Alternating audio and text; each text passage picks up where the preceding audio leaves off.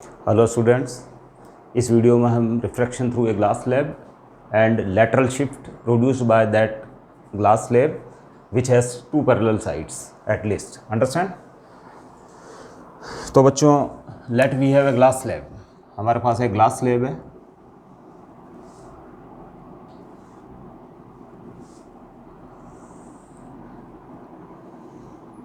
जिसकी जो refracting surfaces हैं वो पैरेलल है। ये सरफेस और ये सरफेस पैरेलल है। ये ग्लास स्लैब है। Let glass slab has width T, इसकी विड्थ टी है, पी क्यू आर एस।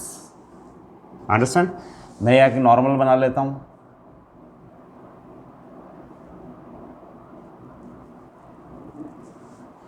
यहाँ एक है जो रे ऑब्लिकली इसके ऊपर है जो इंसिडेंट है। Understand, that is A B.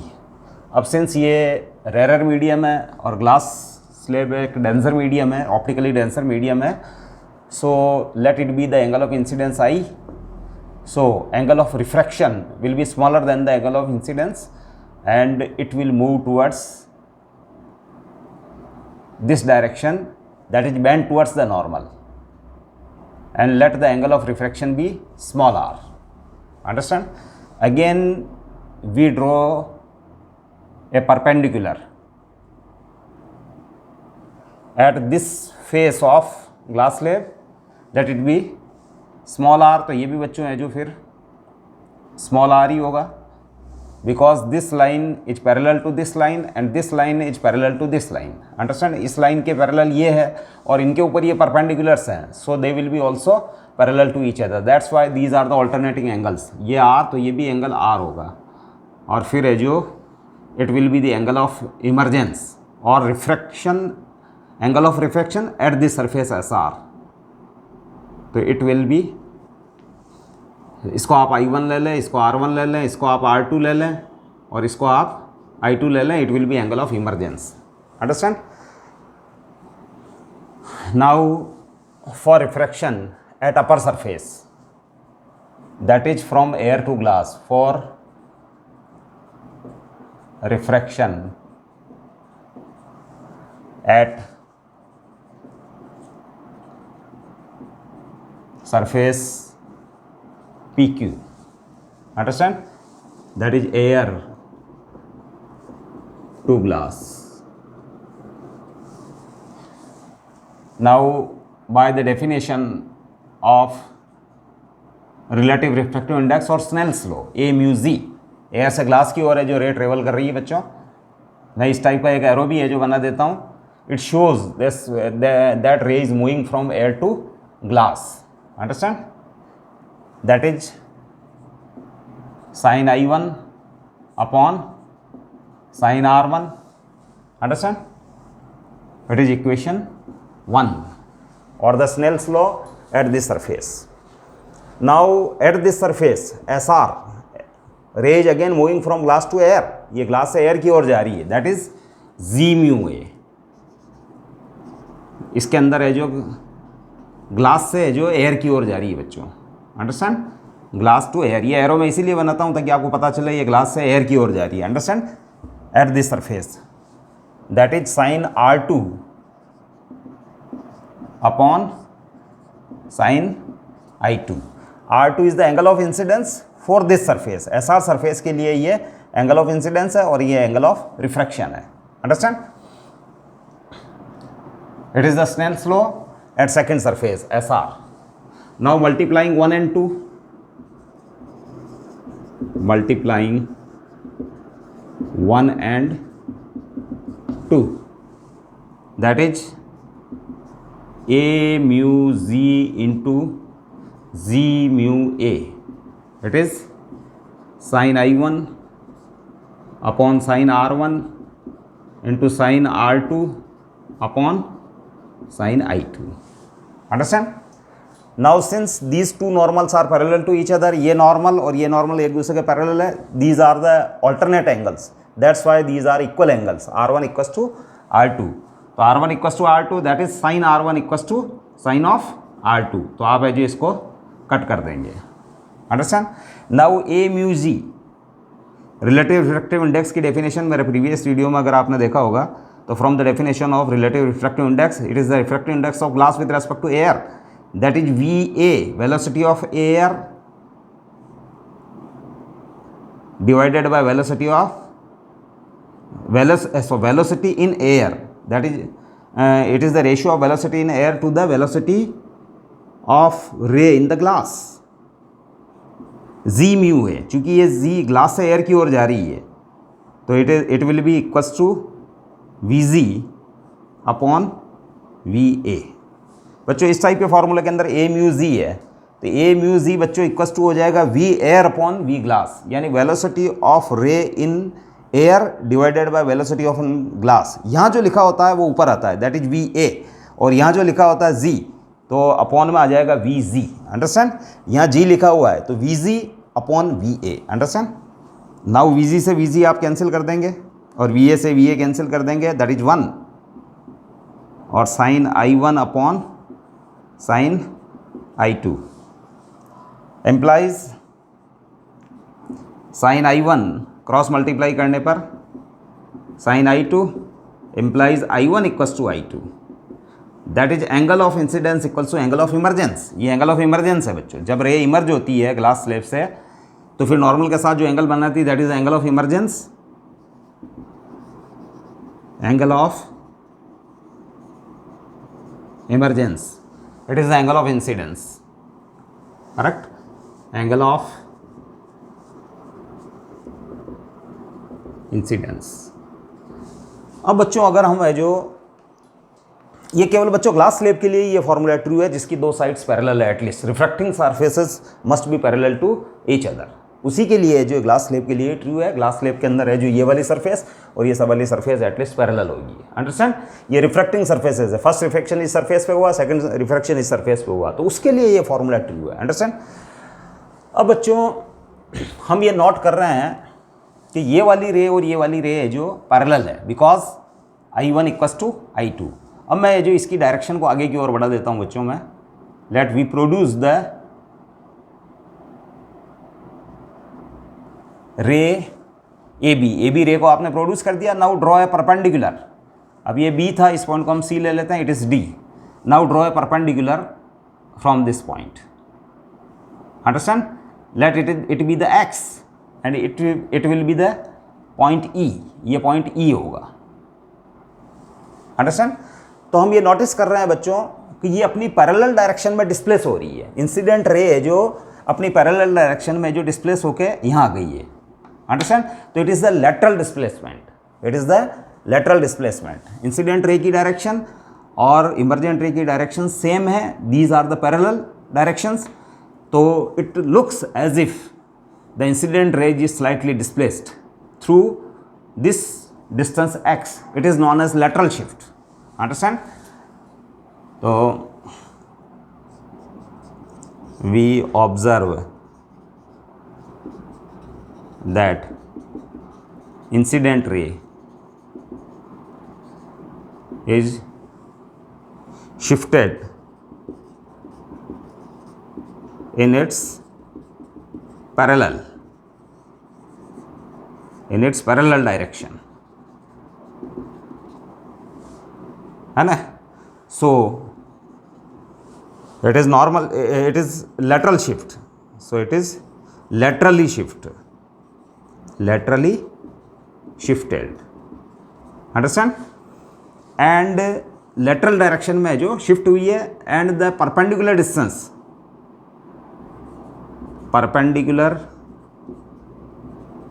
Distance between incident रे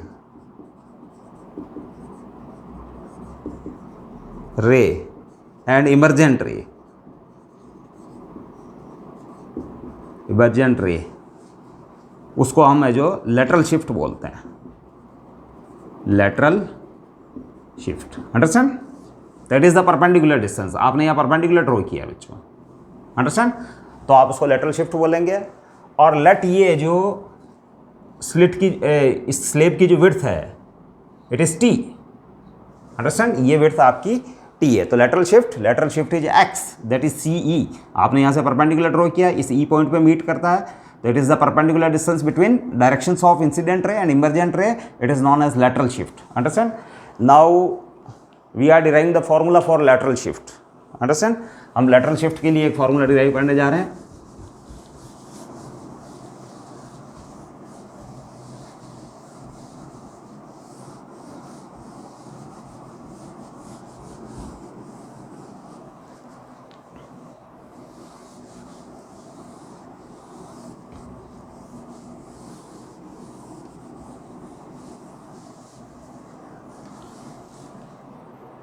इसके लिए आपको कुछ कंस्ट्रक्शन करना होगा। इस नॉर्मल को आप है जो बच्चों इंक्रीज़ कर दें, और लेट ये नॉर्मल है जो ग्लास स्लेब के इस फेस के ऊपर है जो एफ पॉइंट पे मीट करता है। अंडरस्टैंड? अब बच्चों ये इंसिडेंट रे है, अंडरस्टैंड? ये रिफ्रैक्टेड रे है, इट इज़ अ रिफ्रैक्टेड रे। अंडरस्टैंड? तो फिर ये बच्चों जो एंगल ऑफ रिफ्रैक्शन है इस सरफेस के लिए, एंगल ऑफ रिफ्रैक्शन, तो बच्चों ये वाली लाइन और ये वाली लाइन यानी नॉर्मल और इंसिडेंट रे की डायरेक्शन के बीच में जो एंगल है वो है जो बच्चों वर्टिकली अपोजिट एंगल है। यानी यहाँ से यहाँ तक का टोटल एंगल जो है that will be I1, vertically opposite angle, because this line cuts this line. Understand? So these are the vertically opposite angles, it means this whole angle is I1 and this angle will be I1 minus R1, that is I1 minus R1. तो from geometry of right angle triangle BEC, from triangle BEC, understand? That is the sine of I1 minus R1 equals to perpendicular, that is x, upon hypotenuse, that is BC, implies x equals to BC sine I1 minus R1. Understand? Now अब इस triangle की geometry से ये angle भी बच्चों है जो 90 degree है, it is the right angle triangle also, triangle BFC, from triangle BFC, from triangle BFC, that is cos of R1। अब बच्चों है जो मेरे को एक्चुअल में BC की वैल्यू फाइंड करनी है। अंडरस्टैंड? BC की वैल्यू है जो मेरे को known quantities angle of incidence and angle of refraction के टर्म में मेरे को फाइंड करना है। तो that is cos R1 equals to base BF upon hypotenuse BC, implies BC equals to BF upon cos R1. Now BF is what? BF is the width of the glass slab. BF है जो आपकी glass slab की width है, तो that is T upon cos R1, T upon cos R1. Understand? Now BC की value आप इसमें put कर दें, यहाँ पुट कर दें, तो implies x equals to T upon cos R1 sine I1 minus R1. Understand? ये हो जाएगा x equals to T sine I1 minus R1. It is the lateral shift, formula for lateral shift. Understand? अब बच्चों इस फॉर्मूले को मैं ये जो ग्लास स्लेब है इसके मटेरियल के refractive index, angle of incidence और एंगल ऑफ रिफ्रैक्शन के टर्म में लिखना चाहता हूँ। दैट इज ये एंगल ऑफ इंसिडेंस है, ये एंगल ऑफ रिफ्रैक्शन है, और इसके अकॉर्डिंगली ये एंगल भी होंगे, ये एंगल और ये एंगल सेम होंगे। तो अंडरस्टैंड? तो now we are interested to write the given formula in terms of the refractive index of the glass slab and angle of incidence and angle of refraction at this surface. Understand? तो फिर हम इस फॉर्मूले को है जो किस type से है जो मॉडिफाई करते हैं, देखिए आप। Understand? Now opening the formula, इस फॉर्मूले को आप है जो ओपन करते हैं, तो x equals to T upon cos R1, आप इसको है जो एक्सपांड करते हैं, इसको साइन A माइनस B वाला फॉर्मूला हो गया ये, तो it is sine A cos B minus cos A sine B। Understand? अब जो इसको मैं ओपन कर देता हूँ, cos R1 को अपॉन कॉस R1 को अंदर ले लेता हूँ मैं, it is T sine I1 cos R1 divided by, हम बच्चों इसको थोड़ा इस साइड में कर लेते हैं ताकि आपको क्लियर हो जाए ये। Now x equals to T sine I1 cos R1 upon cos R1 minus cos I1 sine R1 divided by cos R1। Understand? Cos R1 से cos R1, x equals to T sine I1 minus cos I1 sine R1 cos R1। Understand? अब बच्चों for refraction at this surface, now है ना, Snell's law apply कर रहा हूँ, that is mu A mu G, that is mu g, mu g ये absolute refractive index हो गया a mu g. It is the relative refractive index of glass with respect to air. लेकिन बच्चों air के respect में जो relative refractive index होता है that is also known as absolute refractive index of denser medium, that is the glass. Understand? ये absolute refractive index हो गया a mu g, mu that is sine I1 upon sine R1 implies sine R1 equals to sine I1 upon mu. Understand? And cos R1 subsequently cos R1 will be root of 1 minus sin square I1 upon mu square। Understand? cos R1 that is 1 minus sin square R1, sin square R1 sin square I1 upon mu square। अब ये values है जो बच्चों मैं जो put करने जा रहा हूँ, ये दो वैल्यूज़ है जो मैंने निकाली है, sin R1 की वैल्यू और cos R1 की वैल्यूज़। ये वैल्यूज़ है जो मैं इस फॉर्मूले के अंदर पुट करने जा रहा हूँ बच्चों। Understand?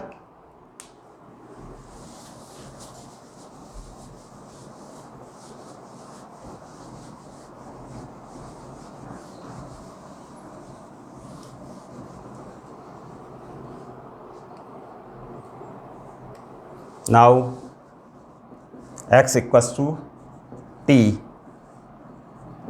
sin I1 minus cos I1 sin R1 is sin I1 by mu and upon में बच्चों cos R1 है, cos R1 की वैल्यू है जो बच्चों ये रहेगी अपॉन में है, ये है ना, तो ये रह जाएगी बच्चों root of 1 minus sine square I1 upon mu square. Understand? ये आएगी बच्चों, मैंने ये वैल्यूज पुट कर दी है और ये ब्रैकेट क्लोज। तो x equals to T sine I1 दोनों में फिर अगेन कॉमन ले लेता हूँ मैं, sine I1 that is 1 minus cos I1, और इसको हम सॉल्व कर लेते हैं बच्चों। इसको सॉल्व करने पर आएगा आपके पास mu square minus sine square I1 और अपॉन में म्यू और इनटू म्यू, ये म्यू आपके पास ऑलरेडी है। अंडरस्टैंड? म्यू स्क्वायर और साइन I1 को आप कॉमन ले चुके हैं। अब इस म्यू से ये म्यू कैंसिल हो जाएगा, implies x equals to T sine I1 1 minus cos I1 upon root mu square minus sine square I1। Understand? तो it is the formula for lateral shift in terms of width of the slab, angle of incidence and refractive index of the material of the glass slab। Understand? ये आपके पास एक formula बन जाता है। हाँ, अब बच्चों इसके कुछ इंपॉर्टेंट केस इससे डिस्कस किए जा सकते हैं। Case 1, understand? अब बच्चों ये जो x जो है ये मैक्सिमम कब होगी? Understand? When will be x है जो मैक्सिमम कब होगी? X maximum when I1 tending to 90 degree, यानी एंगल ऑफ इंसिडेंस अगर इंक्रीज होगा बच्चों, एंगल ऑफ इंसिडेंस अगर इंक्रीज होगा तो उस केस के अंदर है जो बच्चों साइन I1 जो है it will increase, it will become 1 and cos I1 जो है इट विल बिकम 0। यानी अब जब I को आप इंक्रीज करेंगे ग्रेजुअली 90 डिग्री तक आप इंक्रीज कर सकते हैं, तो इस केस में जब जो 90 डिग्री हो जाएगा I1 एंगल ऑफ इंसिडेंस, तो इस केस में नियर अबाउट जो 90 डिग्री हो जाएगा तो sine I1 tending to 1 and cos I1 tending to 0। It means ये वाली टर्म 0 हो जाएगी और ये वाली टर्म मैक्सिमम हो जाएगी। तो X max will be T, जो टी के इक्वल्स टू हो जाएगी बच्चों, X max equals to T sine I1 भी लिख दें एक बार, साइन I1 तो that is 90। It means X max जो है वो है जो टी के इक्वल्स टू हो जाएगी, यानी विड्थ ऑफ द स्लेब। तो उस केस के अंदर अपन यूँ मान सकते हैं कि एंगल ऑफ इंसिडेंस नियरली है जो इस डायरेक्शन में,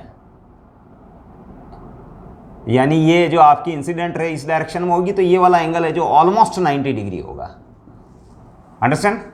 और ये वाला अगर ऑलमोस्ट 90 डिग्री होगा तो ये आई, अंडरस्टैंड। फिर उसके अकॉर्डिंगली है जो ये रे जो इस टाइप से जाएगी, इस टाइप से कहीं है जो जाएगी और इस टाइप से जो ऐसे निकल जाएगी, तो almost the width will be T. ये इस वाली डायरेक्शन और इस वाली डायरेक्शन के बीच में ये जो विड्थ आएगी टी, ये जो ऑलमोस्ट टी होगी, सॉरी ये वाली जो लेटरल शिफ्ट आएगी it will be almost equals to this, equals to almost this. तो it will be x max equals to T, यानी मैक्सिमम ये टी के इक्वल्स, स्लैब की विड्थ के इक्वल्स टू हो सकती है lateral shift, understand.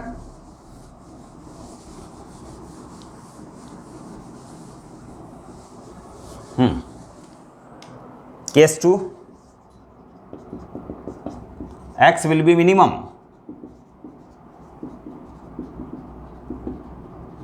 Minimum if I tends to 0।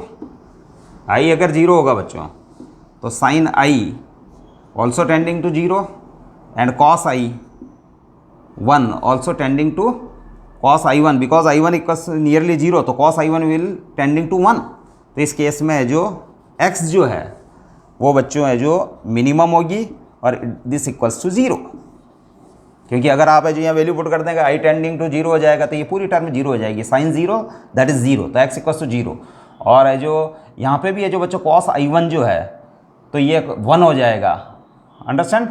तो फिर है जो बच्चों ये चूंकि since this term is in multiple, ये मल्टीपल में ये टर्म मल्टीप्लिकेशन में है और साइन I1 है जो 0 होने जा रहा है तो x विल बिकम 0, यानी ये जो उस कंडीशन के अंदर रे आपकी है जो इस टाइप से मूव करेगी।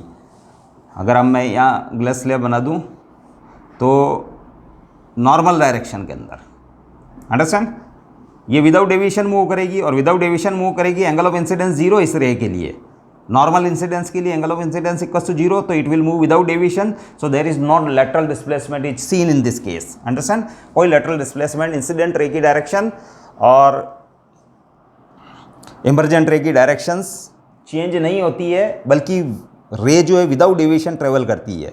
तो लेटरल शिफ्ट यानी परपेंडिकुलर आपको ड्रॉ ही नहीं करना पड़ता और उस कंडीशन में x equals to 0, that is lateral shift equals to 0, correct. अब बच्चों इस फॉर्मूले से है जो कुछ और है जो रिजल्ट्स भी हम ले सकते हैं इस फॉर्मूले से। फर्स्ट रिजल्ट्स, इंपॉर्टेंट रिजल्ट्स,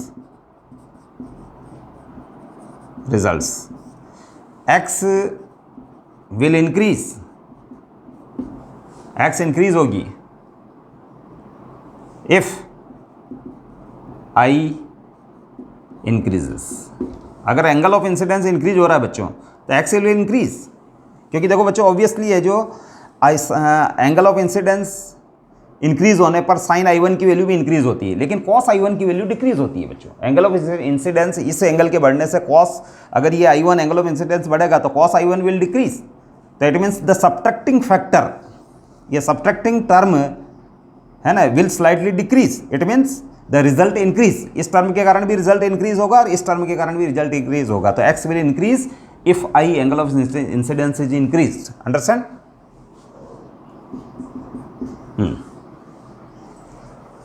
अब बच्चों इसके अंदर एक फैक्टर और t, x equals to x is directly proportional to t. Understand? x directly proportional है कब? जब I1 और म्यू को फिक्स रखा जाए, तो we can say x is directly proportional to t. Understand? तो स्लैब की विड्थ t को इंक्रीज करेंगे तो x भी इंक्रीज हो जाएगा, है ना? जैसे आप है जो एंगल ऑफ इंसिडेंस को फिक्स कर दें और ग्लास स्लैब के मटेरियल को भी फिक्स कर दें. अंडरस्टैंड? लेकिन आप different glass slabs, different width की ग्लास स्लैब्स के साथ एक्सपेरिमेंट करें, तो lateral shift will be highest for the slab having largest T. जिसकी विड्थ है जो सबसे ज़्यादा होगी उसके लिए जो लेटरल शिफ्ट भी है जो ग्रेटेस्ट होगी. अंडरस्टैंड? नाउ हाँ, x will increase if slab width t increases. अगर स्लैब विड्थ है जो t इंक्रीज होती है. Understand?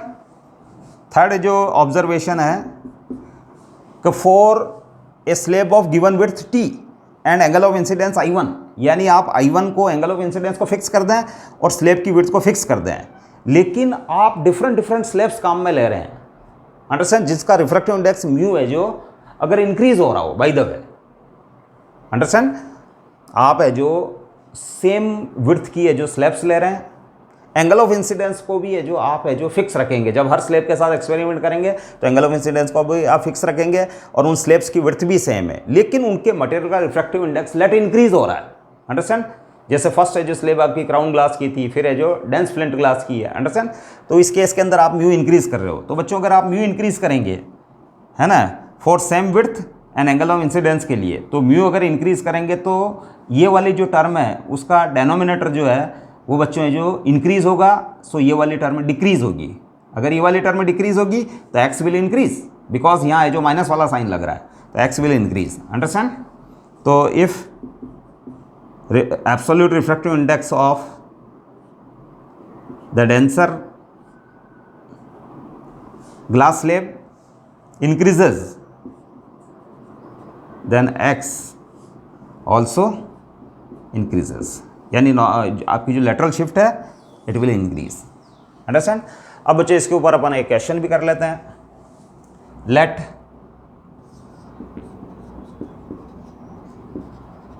We have a parallel sided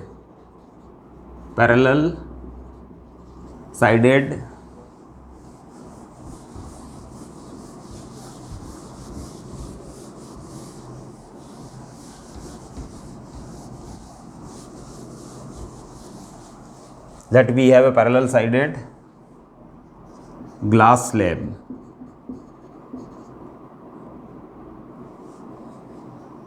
of width equals to 6 centimeter and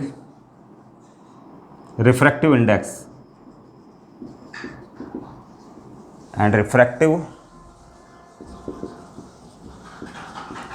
of glass slab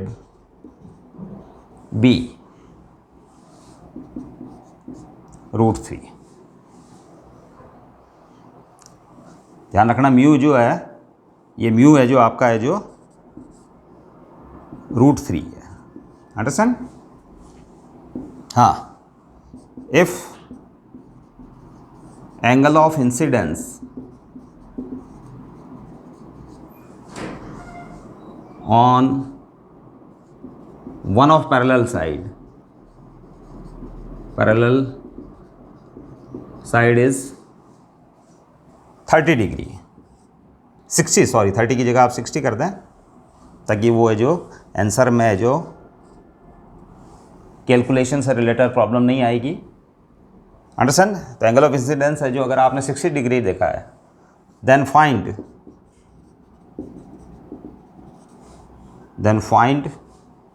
lateral shift. आपको lateral shift find करनी है. Understand?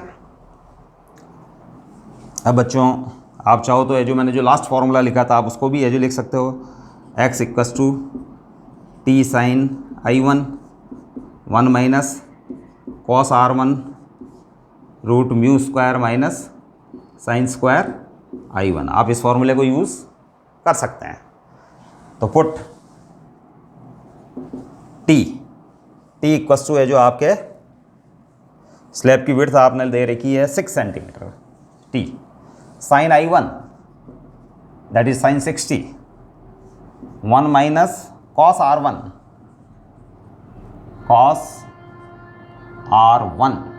Understand.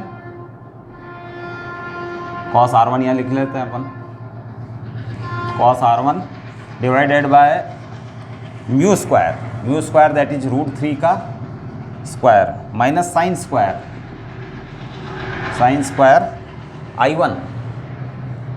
I1 is 60 degree, understand.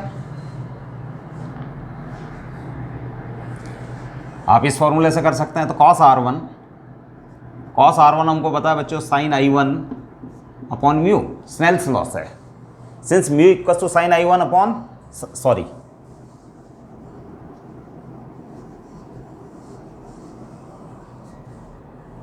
बच्चों ज़्यादा बेटर है हम इसको, अगर हमें जो सीधे तरीके से करना चाहें, चलो हम कॉस R1 को भी निकाल सकते हैं बच्चों, understand.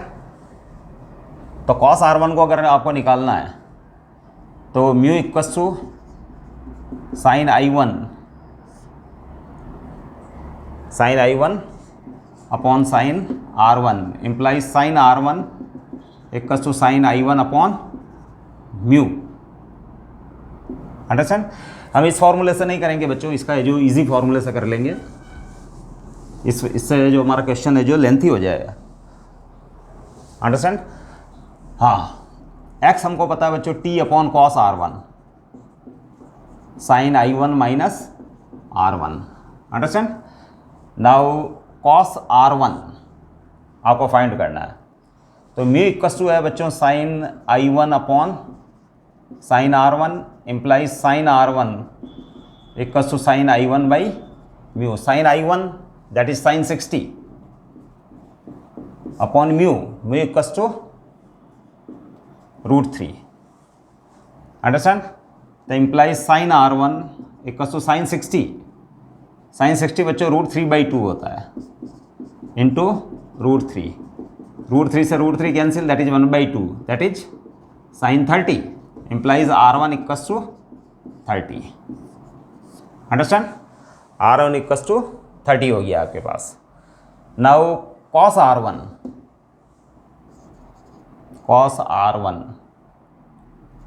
Equals to cos 30 degree, और कॉस 30 डिग्री बच्चों होता है रूट 3/2, अंडरस्टैंड, रूट 3/2।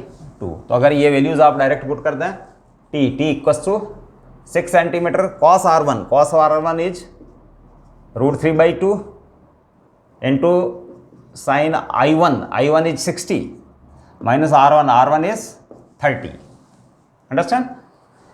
अब बच्चों है जो ये हो गया sine 60 minus 30 sine 30 that is 6 into 2 by root 3 into sine 30 is 1/2 that is 2 से 2 दैट इज 6/√3।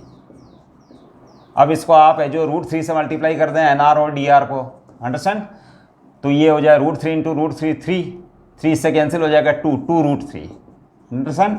तो 2 into 1.73 that is 3.46 centimetre, understand. तो बच्चों आपके पास नॉर्मल शिफ्ट F जो है 3.46 सेंटीमीटर आ रही है इस केस के अंदर है, अंडरस्टैंड।